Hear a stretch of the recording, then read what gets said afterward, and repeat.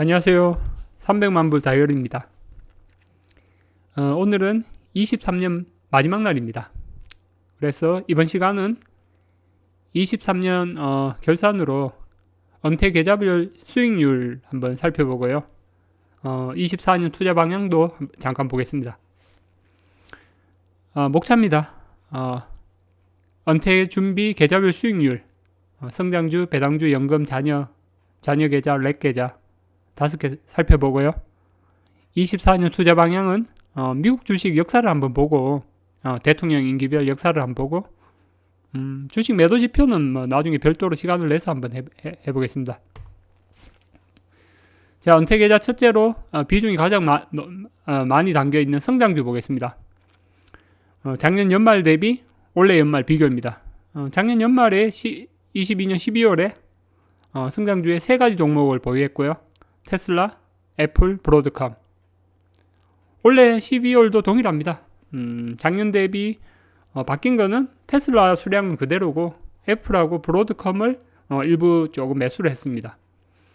여기 애플은 지금 시총 1위가 애플이어서 애플인데 나중에 시총 1위가 만약에 현재 2위인 마이크로소프트로 바뀌면 이거 비중을 좀 애플을 좀 팔아서 마이크로소프트를 담을 예정입니다. 자, 수익률을 볼게요. 수익률이 뭐 20년, 21년 잘 나오다가 작년에 폭망을 했습니다. 작년에 마이너스 65% 폭망을 해서 제가 이 성장주 폭망하는 바람에 제가 이제 채널 이름도 원래 52세 은퇴하기 위해서 그게 이제 목표가 물 건너가면서 이제 채널명도 바꾸고 했는데 원래는 수익률이 많이 나왔습니다. 92% 나왔고요. 92% 나와도 작년에 손실을 아직 만회를 못했습니다. 자, 다음 보겠습니다. 은퇴 계좌별 배당주 계좌입니다. 두 번째 배당주 계좌. 작년 연말 같은 경우는 이제 ETF 4종을 보유했고요. SPYD, S&P 500에서 이제 배당이 높은 종목에 투자하는 SPYD, 그리고 SCHD, VOO, S&P 500 VOO, IAU, 금선물 ETF에 투자하는 IAU 이렇게 4종목이었고요. 올해 연말은 작년에 SPYD는 매도를 했습니다. 이게 배당주인데 이게 의외로 주가 하락의 방어가 좋아서 이제 가지고 갔는데 금리가 오르니까 주가 하락이 방어가 좀 시원찮고 주가 상승기에는 또 이렇게 상승률도 더디고 해서 S&P 500보다 못하더라고요. 그래서 SPYD는 손절을 했고 그 다음에 IAU도 금을 가져가느니 비트코인이 더 유망해서 비트코인으로 바꿨습니다. 그래서 현재는 SCHD, VO, 비토 이렇게 비트코인 선물 ETF 이렇게 해서 3가지 종목을 보유 중이고요. 수익률을 보겠습니다. 작년에는 1.9%였고 올해는 뭐 15.3% 이제 배당주인데 S&P 500이 많이 올랐고 그리고 비토가 많이 오르면서 이제 배당주 치고는 수익률이 괜찮았습니다. 다음 보겠습니다. 은퇴계좌, 제가 은퇴계좌 총 4개를 운영하고 있고 제일 큰 게 이제 퇴직연금 DC 계좌고 그 다음에 뭐 IRP 계좌 하나 있고 그 다음에 개인연금 계좌가 2개 있습니다. 작년 보겠습니다. 작년에 이제 주가가 하락하면서 종목을 좀 줄였었습니다. 연말 기준으로. 그래서 S&P 500이 뭐 56%로 대부분을 차지했고 그 다음 나스닥 100이 11%, 반도체 한 5%, 그 다음에 정기예금이 한 27% 됐습니다. 올해 말은 어떻습니까? 올해 말은 좀 공격적으로 포트를 바꿔서 텍탑10을 한 20% 정도 올 초에 넣어서 운영을 했고요. 그 다음에 나스닥 100도 비중을 늘렸고 반도체도 비중을 늘려서 운영을 했습니다. 그래서 올해 같은 경우는 지금 뭐 퇴직금 올해 연말에 1회분이 들어왔는데도 지금 주식 비중이 뭐 77% 정도 됩니다. 그리고 안전자산도 좀 공격적으로 운영을 했었습니다. 테슬라 채권, 예금은 일부만 가져가고 테슬라 채권 혼합, 엔비디아 채권 혼합 이렇게 가져갔습니다. 그죠? 제가 지난 영상에서 얘기했지만 내년에는 예금 금리가 뭐 올해같이 5%씩 안 줄 테니까 미국 채권 ETF를 좀 추가해서 예금 반, 채권 ETF 반 뭐 이런 식으로 운영 예정입니다. 자, 수익률 보겠습니다. 작년에 22년도에 마이너스 12% 나왔어요. 그래서 제가 좀 멘붕이 왔었습니다. 왜냐하면 개별적으로 운영하는 계좌는 이제 수익률이 마이너스가 나더라도 충격이 덜한데, 연금 계좌는 보수적으로 운영해야 되는데 작년에 좀 공격적으로 하면서 연금 계좌에서 손실을 꽤 봤죠, 그죠? 봤고, 근데 올해는 좋았습니다. 올해는 24.7% 수익률이 올라서, 작년에 공격적으로 바꾸면서, 올해 공격적으로 바꾸면서 수익률이 많이 와서 작년에 손해본 거 다 메꾸고도 플러스 한 3천 정도 됐습니다. 다음 보겠습니다. 은퇴계좌, 네 번째로 자녀 계좌 보겠습니다. 제가 자녀가 3명이고, 3명 다 똑같습니다. 주식 보유도 똑같고, 자, 작년 연말 기준입니다. 22년 12월 기준으로 VO, S&P 500이죠. 그죠? QQQM, 이거 나스닥 100이죠. SOXS, 필라델피아 반도체입니다. 각각 지수 추정 ETF 3개를 들고 있었고, 그 다음에 테슬라를, 한 60% 수준을 가지고 있었고요. 올해는 어떻습니까? 올해는, 작년 대비 바뀐 거는, SOXS 반도체는, 제외를 했고요. 반도체는 자녀 계좌는 10년 이상 장투기 때문에 반도체는 올해 많이 올랐지만 변동폭이 커서 좀 뺐습니다. 대신에 이제 대체 자산 비트코인 선물 ETF 비토를 추가했고요. 그리고 현재 시총 1위인 애플을 추가를 했습니다. 그래서 현재 5종목 보유 중입니다. 수익률 보겠습니다. 작년에 여기도 폭망했었습니다. 마이너스 46.5% 나왔고요. 올해는 수익률 좋습니다. 37.5%입니다. 그리고 추가 불입을 했는데도 37.5%죠. 그죠? 자, 그래서 원래 이거 자녀 계좌 같은 경우는 제가 이제 꾸준히 2년 이상 불입하면서 2천만 원을 정여세 한도 2천만 원까지는 이제 정여세 공제가 되기 때문에 거의 2천만 원 채웠습니다.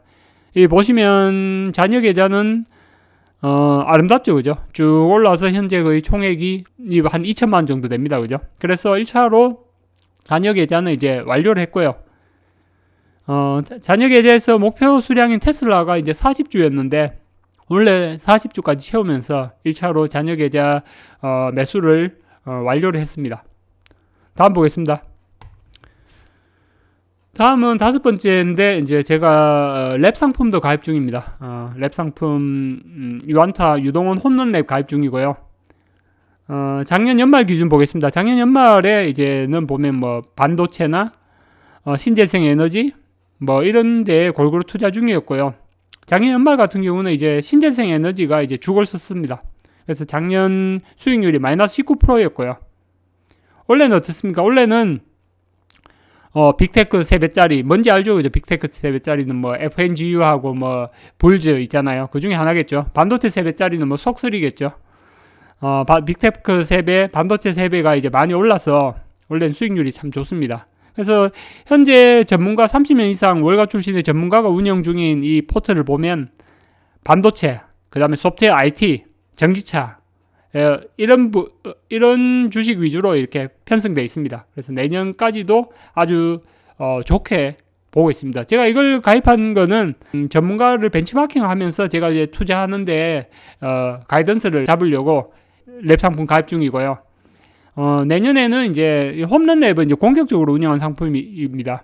수익률을 극대화하는 공격적인 상품이고, 노멀한 상품 글로벌 랩 이것도 지금 가입 예정입니다. 그래서 올해 1월 말에 보너스가 나오면 글로벌 랩도 이제 소액을 이제 가입을 해서 글로벌 랩은 이제 연수익률이 10에서 15% 이 정도를 추구하거든요. 그래서 채권도 들어있고 이렇게 안정적으로 포트 운영할 때는 어떻게 운영하는지 좀 배우려고 합니다. 그래서 홈런 랩 같은 경우는 작년 수익률은 마이너스 19%였고 올해 수익률은 41%입니다. 자, 23년 성과를 보겠습니다. 제가 22년에 이 자료를 만들면서 그때 반성하는 내용만 줄곧 얘기했거든요. 근데 23년은 성과가 좋습니다. 성과를 보면 성장주 중에 한 주도 판 것도 없고요. 애플하고 브로드컴만 수량을 일부 늘렸습니다. 배당주는 종목을 확정을 했고요. 한두 개 좀 수정을 했고, 연금 계좌는 제가 올해 초에 위험자산 비중을 늘리면서 수익률이 상당히 좋았습니다. 그 다음에 자녀 계좌 테슬라 목표 수량 40주를 달성했고 정여세 비과세 한도인 2천만 원을 거의 다 매수를 했습니다. 그래서 내일 정도에서 정여세 신고만 하면 됩니다. 그죠? 비과세 법을 2천만 원. 자, 랩 상품은 변동이 없고요. 24년도에 글로벌 랩도 이제 추가로 가입을 해서 전문가를 레퍼런스로 보면서 이렇게 제가 운영을 할 예정입니다. 자, 이상 원래 성과였고요.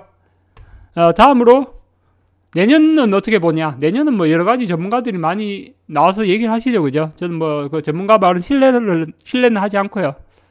미국 대통령 임기 연차별 수익률을 잠깐 보겠습니다. 이걸 제가 올해 초에 작년 말에 이걸 한 3번 정도는 얘기했던 내용입니다. 자, 1925년 이후에 거의 100년 기간 미국 대통령 임기 연차별 수익률입니다. 그죠? 작년 제가 22년 말에 이걸 얘기하면서 미국 대통령 임기 1년차 플러스 2년차 마이너스 S&P 500입니다. 그죠? 마이너스인 횟수는 총 7회였고 이때 3년차의 S&P 500은 모두 상승으로 마감했습니다. 그죠? 그래서 바이든 같은 경우는 2021년 1년차에 S&P 500이 26% 플러스였고 22년도에 대통령 2년차에 임기 2년차에 마이너스 19%였습니다. 그러면 1년차 플러스 2년차 마이너스로 이렇게 S&P 500이 흘러갔던 지난 100년간의 역사를 보면 총 7번 있었고 이때 S&P 500은 다음에 3년차에 모두 상승을 했습니다. 평균 상승률이 26.9%였고요. 그래서 23년 결과는 어떻게 나왔습니까? 24.2% 상승했습니다. S&P 500이. 그러니까 미 대통령 임기 100년 역사와 거의 유사하게 나타났습니다. 23년은. 다음 보겠습니다. 자, 그러면 4년차는 어떻게 될까요? 1925년 이후 미 대통령 임기 1년차 플러스, 2년차 마이너스, 3년차 플러스인 횟수는 동일하게 원래 플러스였으니까 총 7번 있었고요. 이때 미 대통령 4년차에 S&P 500은 모든 해에 다 상승했습니다. 이때도 보면 위에서부터 볼까요? 트럼프 때 2020년이네요. 4년차에 S&P 500이 16% 상승했고요. 그 다음에 클린턴 때 1996년에 20% 상승했고 부시 첫 번째 아버지 부시입니다. 1992년에 4.46%, 존슨 1968년에 11%, 케네디 1964년에 16%, 루즈벨트 트루먼 1948년에 5%, 루즈벨트 첫 번째 임기 1936년에 32%. 그러니까 대통령 임기 1년차 플러스 2년차 마이너스 3년차 플러스인 해는 1925년 이후에 총 7번 있었고 4년차 S&P 500은 모두 상승했습니다.